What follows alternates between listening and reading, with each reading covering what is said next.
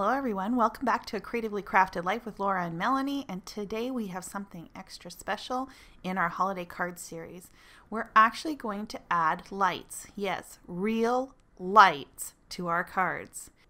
So this is a 2 points of view card, which means that both Laura and I take our turn or our spin on how to use lights on your Christmas cards. And we're up first with mine, and I gotta admit, this is not for the faint of heart. Poor Laura. She had to sit through and edit just a few hours of footage. Yeah, 4 or 5 hours of footage.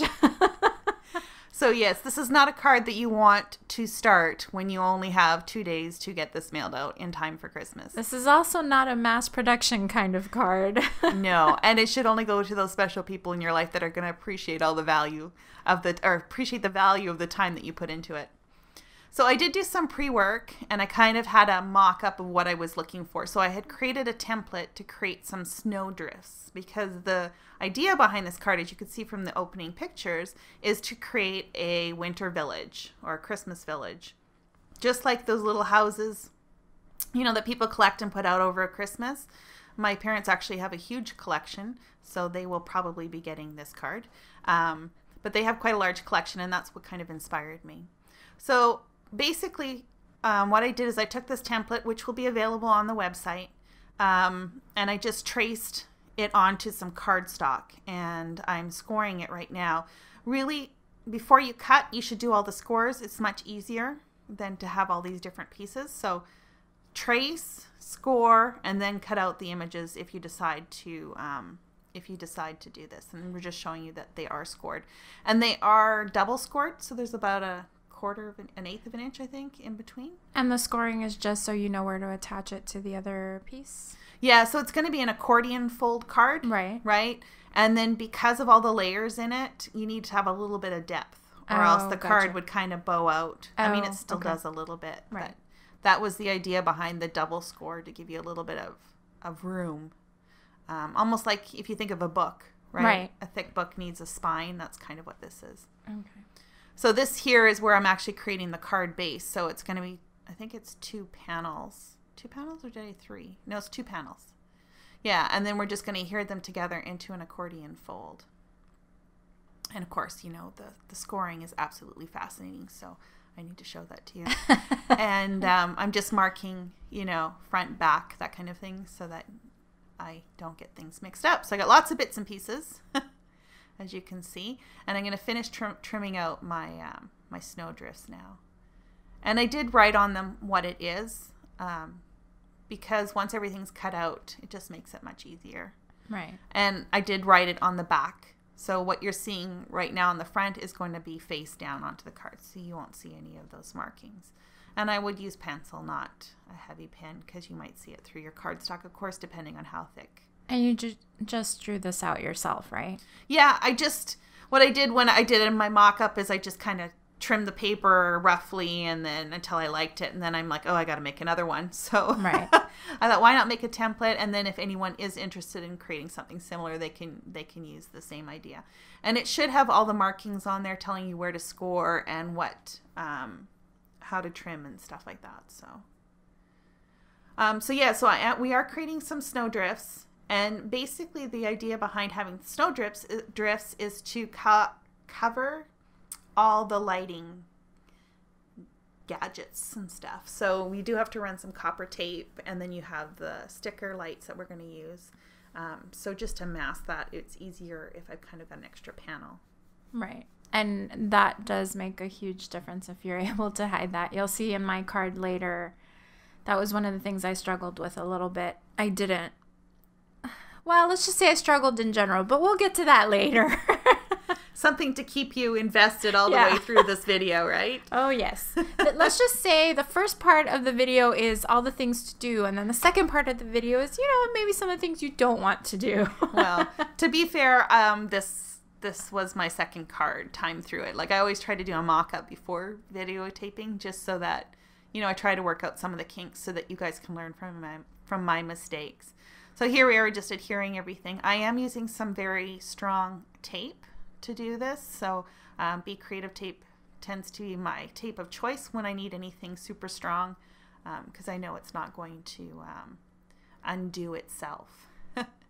And I'm just making sure, and it's pretty thin tape. I think it's like 1/4 inch maybe. Mm-hmm. So not going to extend too far.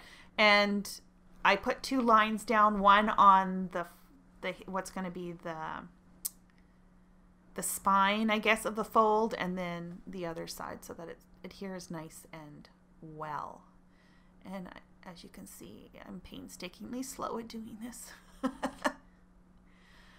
But now we're just lining it up, making sure it's going where I need it to go. It's fascinating. It's fascinating to watch. As I'm fastening my card bases together. Oh, that's a terrible pun. So once you do that, I do like to fold everything back up to see how it's going to align. Now, because there's the tape on there, it's pretty thick, so you may need to kind of reinforce the folds a little bit just to make sure they're nice and crisp, which is what I'm doing here. It's not a perfectly squared off card, meaning not all of the panels are exactly the same size, and I'm okay with that. The spacing ended up working well with the stamp sets that I used. So you can see there's a little bit of a spine on each fold. Okay, so this piece here, this is going to be the bottom of the card, and it's going to represent a snowdrift that's right alongside the road or the street of the little village. And the same deal is we want to take those bits and glue them together so that they form one piece. And yes, I forgot to score something. Hence my suggestion at the beginning, score everything at the beginning and not later. So unfortunately I didn't. I missed that. But again, it's not the end of the world, right? It's paper crafting, people. If you forget something, you just fix it. Right. So again, just 2 pieces of the tape, and we'll just glue that down so that we've got one long strip. So I know that you said that the part of the inspiration was the Christmas village that your parents have, but really what, I know that was part of the inspiration, but what had you kind of thinking down this road of doing the card this way? So there actually was a stamp set that came up like close to my heart. Oh, I don't know, probably a couple of years ago. You can't get it anymore.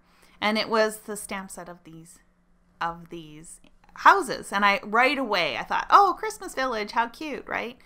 And I never bought the stamp set.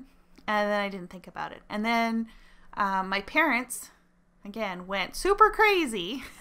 If they're watching this, I love your village. I really do. So they went a little crazy, and they actually have a room in their basement that's set up year-round with an entire village with ski hill, farm, train station. Oh my gosh, wow. It's pretty incredible. It's quite interesting to go and look, and they've got little people and trees and lights and everything Wow, that must look really great though. Yeah, it's pretty special. But yeah, it's seeing that, of course, and then what ended up happening was Sunny Studios came out with some stamps as well that were houses and businesses. Oh, okay. So I thought, oh, I'll get those. Right. And, put into practice this idea I had way back when. Some of the houses, they're more summerish, mm-hmm. or even the shops, I think they've got flowers in the windows and stuff like that. And, you could probably mask them out. I just decided to make them poinsettias so that, Yeah. you can have flowers. Right. And besides, we live in California, so right. we can have flowers year round, although we don't get the snow like we're going to have on this card. A freak snowstorm comes to Los Angeles or something. But so here's the stamp sets. This last one here is by Simon Says Stamp, and they came out with that one, I think, about a year or so as well. Oh, so you mixed them. You've got couple. Okay. Yeah, the scale was pretty close. Yeah, they look great. The line weight is different. So the Sunny Studio ones have a thicker line weight. Oh, yeah. Okay, I can see it. But once you color it in, it's not that significant, right? And the way I look at it is houses are built in different periods of time, so they have a different look and a different feel to them, so why not, right? Yeah. So, and this one from Simon Says Stamp had the church and the little cottage, and I didn't have anything like that from the other ones. So what are you doing here? So what I'm doing here is just kind of mapping out where I think all of the pieces should go. So I stamp these on just some copy paper and trim them out roughly so that I can lay out exactly where I want everything to be. Okay. Did you have to hand cut everything? I did. I don't have any dies with these. I don't even know if there are dies, but they're pretty easy to cut out. They're mostly straight lines and, you know, almost rectangular in shape. So now I'm actually stamping them all out on proper cardstock so that we can color them. And as I do that, I'm stamping that on the snowdrift, and that's for placement, which is going to be really important here in a minute when we go to figure out where we're going to put the lights. One of the things that I really love that you do are the details. You always make sure to take care of the details, like the lamppost and the mailbox and all those little things that you put on there, which really make a huge difference. It really adds a lot to the aspect of the card. So here I'm showing you. I messed up. You know, it wasn't quite dry and I smudged it, but you know, with everything there's a way to fix it, and I'll show you how I get around it later on. With those little images, I didn't stamp them on the other cardstock because they're so tiny. I was just going to color them directly on the snowdrifts. Yeah, and that makes sense. So now here comes the epic session of distress blending. We do love our distress inks. We love to blend our inks. Yes. And I'm using a lot of dark colors. Just beware, your fingers are going to get inky. Oh, yeah. Yes. And once this is done, I highly recommend you go washing your hands before you move on. Yeah, exactly. So the idea behind the card, of course, is the top part will be the night sky, and then the bottom part is going to be the pavement of the road that's running through the village. And so I'm using a combination of colors. I think for the road part, I just use black soot. Right. Yeah. Because, you know, it's black pavement. Right. Not as dynamic as a night sky. Because usually with the night sky, with the light, that's like the moon and the, you know, stars and stuff like that, you get different variations in it. Right. Yeah. You see a lot of different color in there. Yeah. Yep. So I think I used black soot. I used, I can't remember what this one is. Mermaid Lagoon, I think. I think that's, yeah. But all the colors will be listed below. All the supplies will be listed below in the description of the video. Yeah, because I don't remember. Yeah, I mean, once you get through them, especially with cards like these where you do so much on them, you really just start to forget everything. Exactly. And I wanted to have a little bit of a lighter color coming from the base, because you know how it always seems to glow up? Right. Like, you know, you've got like a bit of a glow at the bottom. Yeah. So that was my thought process. Whether I successfully achieve that or not, well, you'll have to wait and see. But that's why I used the lighter blue. The thing with ink blending, I'm probably, you know, there's some experts out there that do a phenomenal job. My motto is just keep applying until you like the way it looks. That's what I do too. You know, you just keep layering on the color until you get the right shade. I mean, it's the same way I do it too. I figure whatever works for you, right? Yeah. And if I know I'm going to do a lot of, like, in this case, I'm doing multiple colors, I don't worry so much about getting a perfect layer. Right. It's okay if it's a little splotchy, because by the time you're done, it's going to look good. Right.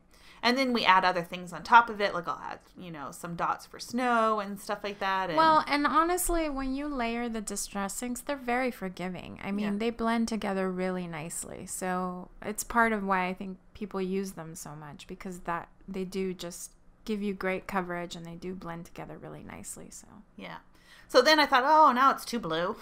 I really wanted this to be a night sky, not, you know, not the middle of the day. So we're adding some more black soot on top of it. It does highlight the folds in the card, but you know, it's a card. So it's not the end of the world. You know, you just go with it. You notice that periodically I clear the mat. I was trying to keep it as clean as possible, because as I'm moving, it will pick up or transfer onto the back of the card. The card is not pristine the back of the card is not pristine by any stretch of the imagination. But, you know, I don't mind a little bit. You know, try to avoid as much as possible, but if some gets on there, it's not the end of the world.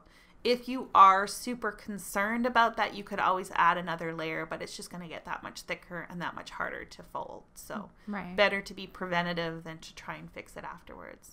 Yeah. Oh, see, now it's too dark. Got to add a little bit more of that blue just to, you know, kind of get that glow going. Now I'm doing a fairly straight line. The hills, there are hills or snow drifts that I'm creating. So a lot of this does end up getting covered. Right. Well, you'll add dimension to it, right? I mean, that was the point of doing the snow drifts. So yeah. So now this is some shimmer sparkle mist. This is beautiful stuff. Because it's not a Melanie card if it doesn't sparkle somehow. Well, and especially if it's Christmas. Right. Now I'm holding it quite high up because I want this to be super fine. Right. And another reason why I did this is it also helps with the blending. It adds just a little bit of moisture to it and just kind of gives it that finished look. Yeah, and that's a really nice product too. It gives it a really nice sparkle to it. Yeah, without being glittery. Right, without being really heavy. Yeah. So now we're just going to lay out. Oh, by the way, go wash your hands before you do this part because otherwise you're going to get black all over the place. So that's really important. So now I'm just going to kind of position where I think I want the snowdrift, base of the city or the town or whatever you want to call it down, and also the bottom snowdrift to mark out the road. And once I have that positioned, I'm going to mark where the lights went. And what we didn't show you is I strategically cut out of some of the buildings a window or part of the door where I want the light to shine through, because the lighting is going to go behind this panel. And I was afraid that if I didn't cut it out and put another piece of cardstock on top, you wouldn't see anything. I was still kind of concerned that maybe even with that, I'd have to cut out the windows on the front. But I ended up being okay. I thought it was okay and made it look, I think it looks neater without cutting out the windows. If I had to, so if you're struggling with something like this and you find that you need to cut out to the surface, I'd probably put a piece of vellum or something behind it. Yeah, and that's what I was going to say. That's what I did. Not on the card that we're going to show here, but a card I've done previously. I cut out, because the color of cardstock I was using was dark. Yeah. I cut out a window and then I used a piece of vellum that I actually took ink to just to match the color a little bit more. And it actually showed up really well. So that's a pretty good workaround.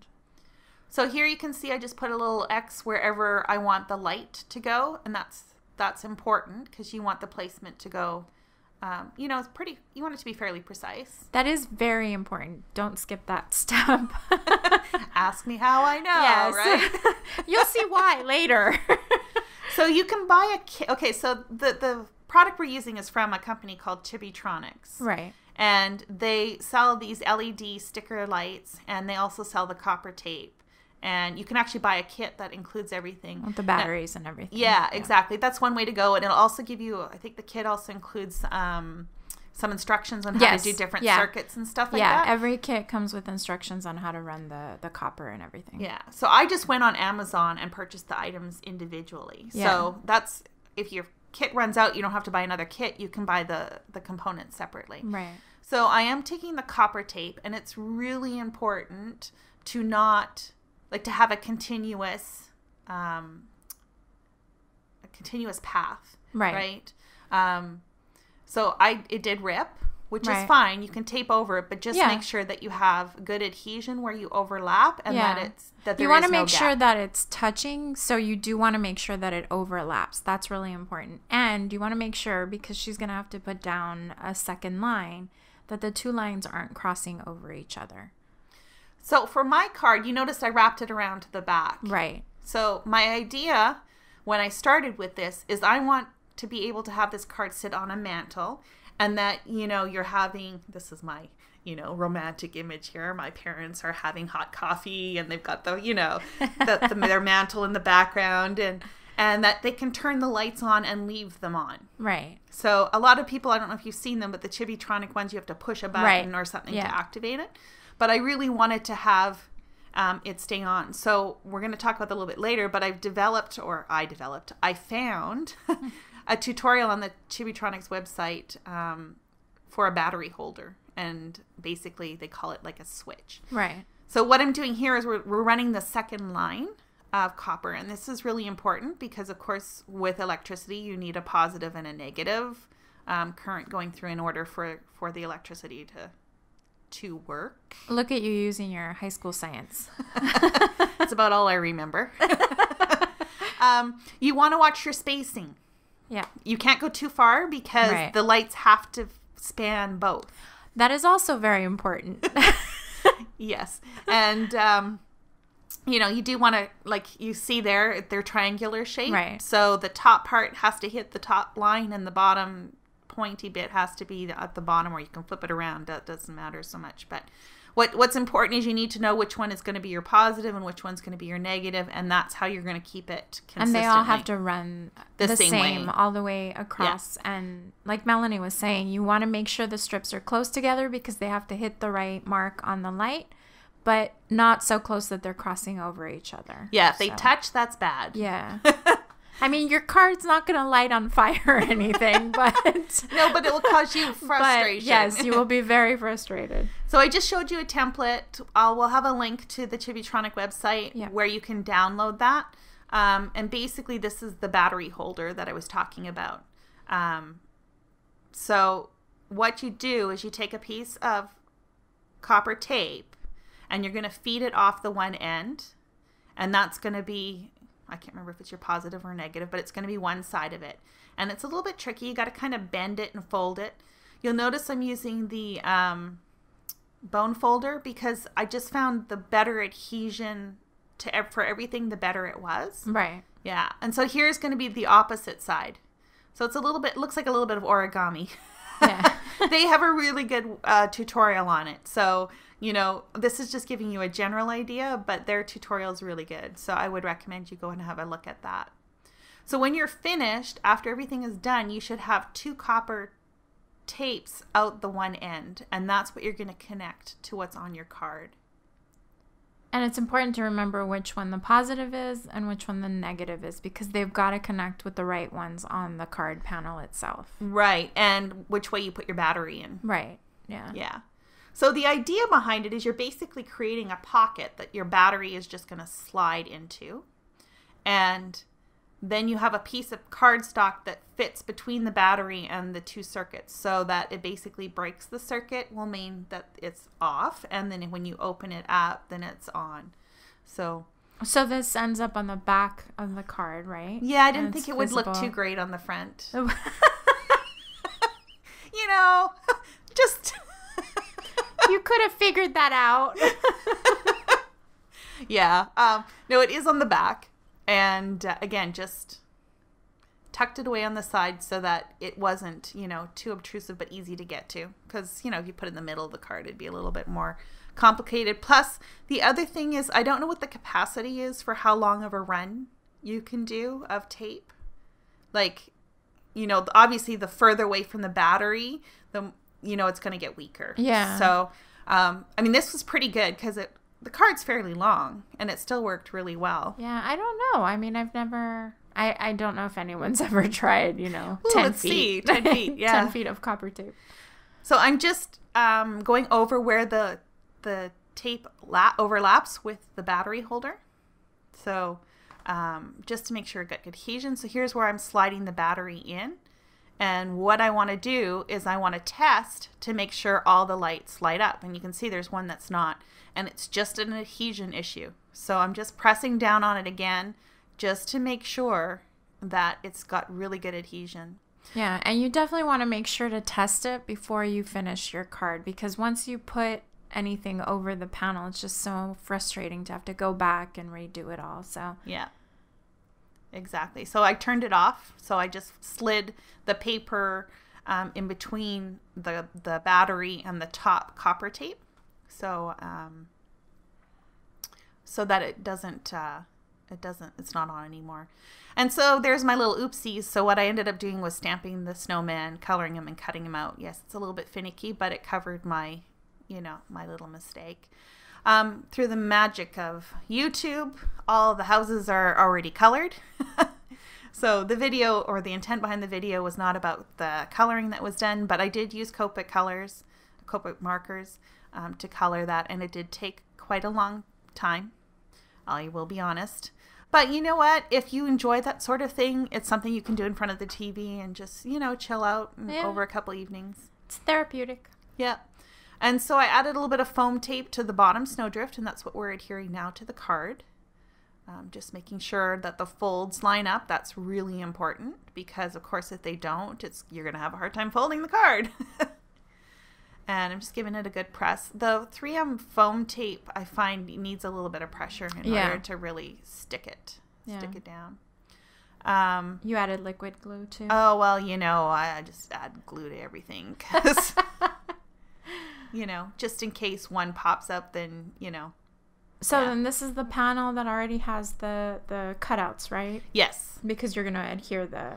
Yeah, so I had originally started gluing all the houses on, and then I realized, it's probably better if I put the houses on after I glue the panel back, because as we go further to the left, the images start to get cut off and they overhang. Right. So, and then I just took a little bit, so once everything's placed, I just took a little bit of a very light blue Copic marker just to add some shadows behind or underneath the fixtures and the buildings, just so that it doesn't look like they're floating in the snowdrift. I don't know. There's something I think makes a difference, but it's totally optional. So it's just shadows, that's all. I tried to stick with the same color palette throughout. So, like the same reds are used multiple times, the same blues are used a couple times. I think when a card is so busy already with so much on it that if you can keep the color palette somewhat simple, or at least within a certain number of colors, it helps make it tie together. Like you can see the door on the one house is the same blue as the car. Right. That kind of thing. Yeah, it ties it together nicely, right? Yeah. So you can see here where that little cottage is on, that's a smaller snowdrift that's tucked behind. So, and then I also cut out a bunch of trees from the Simon Says stamp set, colored those, and trimmed them out. Those were a bit of a pain to cut, but... I like your street. They sure cleared the snow fast on there. Oh, they put down lots of salt. It just melts away. Yeah, it's pretty pristine, isn't it? Yes. Well, this is, the happy Christmas village. That's where true. Everything happens in a timely fashion. Yes. It's the happiest place on earth besides Disneyland, right? Obviously, they didn't clear the sidewalks, though. Right. Wow. So the shimmer just wasn't enough, right? So I decided that I was going to add, you could call them stars until they start going over top of the houses. So in other words, it's supposed to represent snow. And then I realized that there's lots of glitter on the back of the night sky and the road, but there's no glitter on the rest of it. And if it's snowy, it's going to be shiny all over the place. So I used some more of that shimmer mist to finish the card up. Well, it ties it all together, brings it together nicely. And now I have to admire my work. And here it is with the lights off so you can see how effective the lights are. It really is a beautiful card. I mean, it turned out really great. Yeah, it's hard to photograph. Yeah, it's always hard with the lights and everything. So now we have me. Oh my goodness, my card. So there were a lot of struggles with this card. And it's not because they are techniques that I don't know how to do, or I didn't do anything overly complicated. I was just having one of those days where everything that could go wrong did. So I had done a mock-up of my card, and the mock-up had actually turned out pretty good. But then once I actually started filming, then the wheels just came off. She's being too hard on herself. The card is quite nice. Yeah, I covered my mistakes well enough. So the first thing I did was I stamped out this art impression Santa. I liked the little lantern, and I liked the idea of putting the light behind the lantern. So I stamped him out on a piece of just Neenah Solar White cardstock, and then just went through and colored with some Spectrum Noir colors. And with the magic of YouTube, I'm done.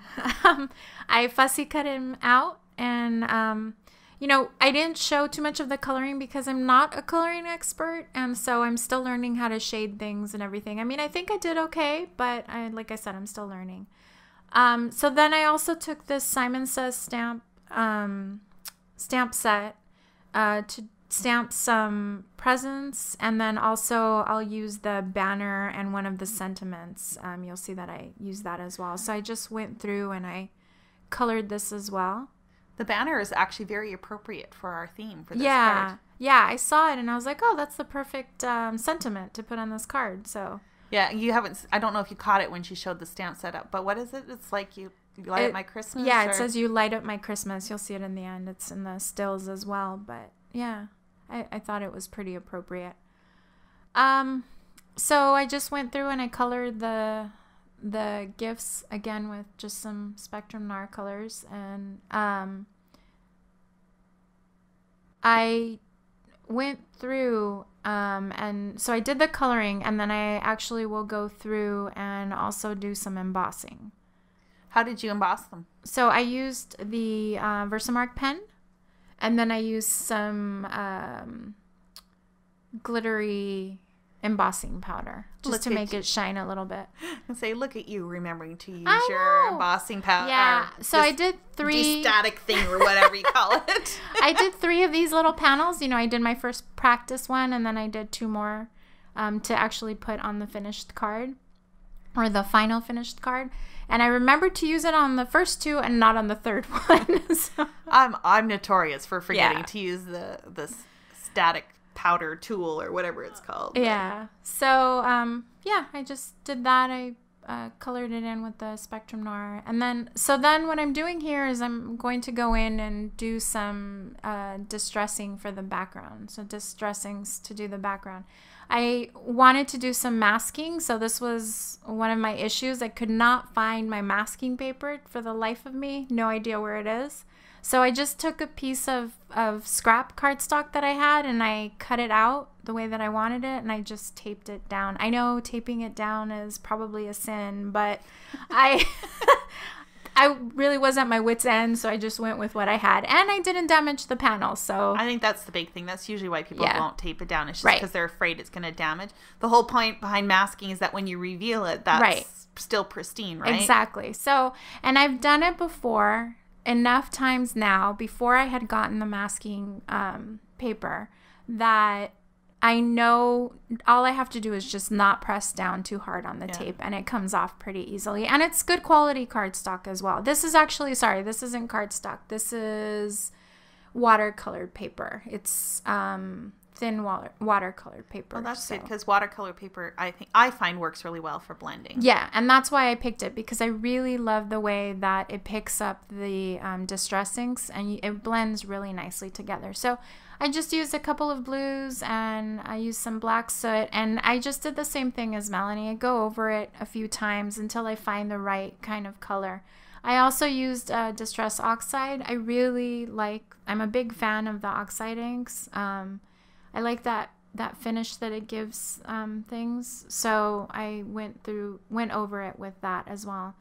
And then kind of went through, I think this is also Mermaid Lagoon that I used, so to reach my optimal color.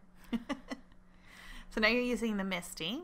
Yes. So I broke out my Misty, and I'm going to emboss the banner and the sentiment that I'm going to add to the top of the card. So I started out with trying to emboss it to the panel itself. I didn't want to do a cutout, but then I realized, again, another issue, because of the distressings and the amount of distressing that I used, I couldn't use the embossing powder on it right away without having it stick to the entire panel. So, and because I'm a little bit impatient, I also didn't want to wait for it to dry completely. Yeah, and that's because distress inks, they have some sort of property into them that takes a while for them to dry, which is what makes them so great for blending. Right. But you do have to be very cautious. Yeah. When you're going to apply embossing powders. In fact, you can use it. You know, we often use VersaMark, but you could use distress inks just to emboss. Yeah, and I actually have used them before to emboss. So it was one of those things where I was just having that kind of day, and I just didn't even think about it. So I did try drying it at first, but it just wasn't working. So I just, it was taking too long. And I know it's just because of the amount of ink that I put on there, the number of layers. So I just went ahead and I embossed it on the white. And then what I wanted to do was, I didn't want to leave it white. So I went ahead and used a couple of Spectrum Noir colors just to kind of get an approximate color that matched right. You weren't going for a high contrast look or anything like that. No. So I just went through and kind of colored that. Oh, and this was challenge number 4 or 5. I don't even know which one I'm on at this point. The snow. So I wanted to give it a nice snowy effect, both on the ground and on the panel. And I had heard about this snow marker pen that you're supposed to put it down and then heat it up, let it dry, and then heat it up, and it creates that kind of textured look to it. I love the way it looked, so I thought, all right, I'll give this a try. Well, yeah, it fought back. Let's just say that. Was it just not coming out of the pen, or was it coming out in blobs? What I figured out was I just wasn't using it right. And so that's my fault. That's my bad. I had watched a couple of videos on people using it. And I actually had tried it, but I didn't try it enough. I kind of was rushing through my process. So part of it was I wasn't pressing down enough on the pen to have it come out. But what I figured out worked better was to do it off, like on another piece of paper, and then start it on there. Plus, it was the way I was trying to apply it as well. I think it's meant more for like accents instead of accents, and I was trying to do it across the whole bottom panel. I think it turned out okay. It didn't turn out so bad, but mistake 20 here. So I think this is just another one of those I was moving too fast kind of things. So to put down my lights, and I don't go into a lot of detail in this because we saw a lot of that with Melanie's card, but so to put down my light, I kind of just approximated where my dot was going to go, and that's partially, me going really fast, but it's also partially just how I work. I just was like, all right, I think that kind of looks in the general direction of where it's supposed to go. Which is so funny because in other parts of your life, you're totally not a wing it kind of woman. Yes. If you knew me at all, you would know I am not at all a wing it. I'm much more of that than you are. And in this, I was like, all right, we're just winging it here. But it could be some of your frustration as well. Yes, I think that was part of it as well. I just kind of wanted to keep my process moving. So my card is a little bit different than Melanie's in that I'm doing that push battery kind of method to it. So I also wanted my points to be short. So I just did the battery right under his belly and the light right under the lantern. So I took a piece of copper, and I always just cut it down the center to make it go a little bit further, because I find that even just a small strip works really well. So I did that. I cut a small strip. I measured it. That part was fine. I knew where I wanted the light to go, so that was okay. And no, I haven't pressed down fully. I just kind of lay it on top just so I know where it's going to go. I did mark there where the other point needed to be. This is where it kind of, again, the wheels fell off the cart. Because I didn't think through how long the strip needed to be. I thought, well, this is pretty good. And it wasn't, so you can see it's a little wonky. I cover it up really fast, but it's a little wonky there. But once I put the Santa on top, I was like, oh, that lights up pretty well. You don't even notice. And you know what? No one's going to see that part, so I don't really worry about it too much. And besides, you're just going to be such in awe that you could create a card that lights up. Yeah, exactly. Of course, the trick will be, how do you tell them to push Santa's belly? Yeah, so what I would recommend, I'm not doing it myself, is you definitely want to give someone a marker so they know to push down on there. My thought is that I would actually write it inside the card, something clever, like, for an extra surprise, press on, Santa's belly, or, It would be kind of cool. I'm not sure how big his belt buckle is, but you could probably, do something, something with that if you wanted to, to kind of just say, push here. Right. There are some stamp sets out that some of the manufacturers have brought out that actually have like words like press here or. Right. But of course, it's always the dilemma of communicating and not, ruining the card. Exactly. Yeah. And you can see I pressed down on it a lot because once I got it working, I love watching that light come on. So I'm like a kid. I have to keep pressing it. Well, I mean, it's pretty cool, right? Yeah. To think that we could do this on a card. So then I put foam tape. I doubled up on 3D tape on the back of him just in a couple of spots just to kind of hold it up. And then I took the presents and I used the Multi-matte medium. Yeah, the multi-matte medium to glue them down. This was another place where I could not get the glue out of my bottle. And then when it finally came out, oh boy, did it come out. So in other words, what you're saying is this card is going to go to someone very special. Yes. You know, this, yes, definitely. This will go to my mom. She'll appreciate it. Yes, she will. And you can see the sentiment at the top that Melanie had mentioned before. It says, "You light up my Christmas." So I went back through and I did use the pen for what I believe is probably more its intended purpose, and just kind of dotted it and then heated it up. So that's the part I forgot to mention earlier. You do need to let it dry first and then heat it up. If you heat it up before it dries, it doesn't work as effectively, I noticed. It doesn't bubble up as much? No, it doesn't bubble up as much. It's much better if you let it dry and then heat it up. How long did it take for it to dry? It actually dries pretty quickly. The dots dry really fast. The other part that I layered on that I layered on thicker, dried pretty fast considering how much I layered on. And can you easily tell if it's dry?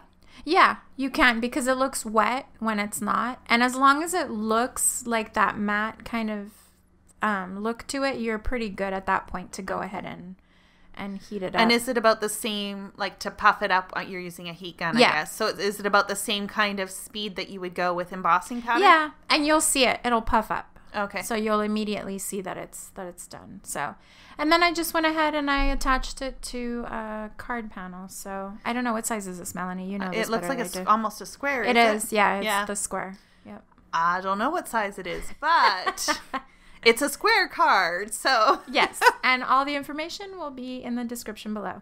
So I went ahead and I used some Tombow adhesive on the back and just, secured it a bit. And you can see my fingers are blue, so I was trying not to rub it all over. But yeah, that's what happens when you do ink blending. And again, I will press his belly again because I love watching that light come on.